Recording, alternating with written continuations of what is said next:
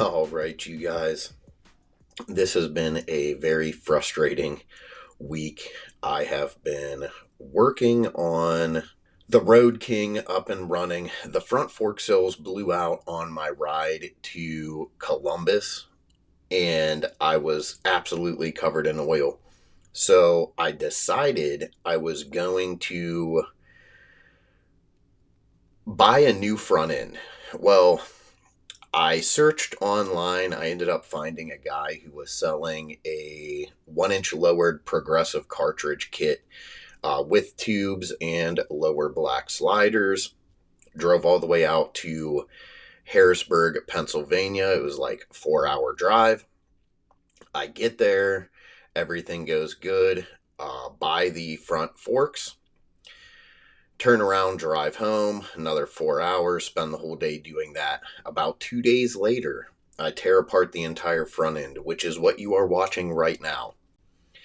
Didn't take that long. I had about 3 hours total into tearing the entire front end off and switching out the forks.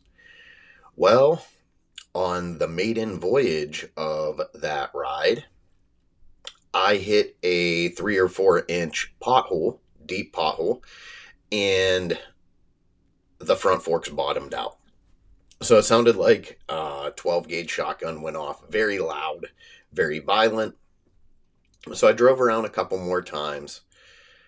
Same situation. Bottomed out every time I hit a large pothole or anything equivalent to that. So, long story short, I call Progressive. I tell them which cartridge kit that I have. They explain to me that that is the wrong cartridge kit for my 2015 Road King, that cartridge kit, which is installed in the forks that I purchased, was for a M8 Softail, not the inverted front end Lowrider S, in which I have, but a regular 2017 or higher Softail. So cartridge kit was absolutely of no use to me. So I went online and I ordered the exact part number that Progressive gave me. And I waited about a week and that cartridge kit came in. So I went through this entire process again and I switched everything out on the front end and I put the new cartridge kit in. The new cartridge kit is absolutely phenomenal, handled great. But when I took the old cartridge kit apart, they had 3 springs on one side and one on the other, which you would never set it up that way. For the 1 inch lower, you put 2 springs on each side, top out springs. For 2 inches lower, you put 3 top out springs on each side. So regardless, there was no oil in the cartridge side, which requires 200 milliliters of oil for the cartridge side. And there was only about 200 milliliters of oil in the other side, which was supposed to be filled to 174 millimeters from the measurement of the top fork. So I rebuilt them, put everything back together, got on the bike, and I rode to Harley Davidson for bike night, which I'll put some in here. I'll show you a little bit. Got there really early, was enjoying myself, had a great time. One of my buddies was practicing some stunt riding in the parking lot, doing some pretty cool stuff.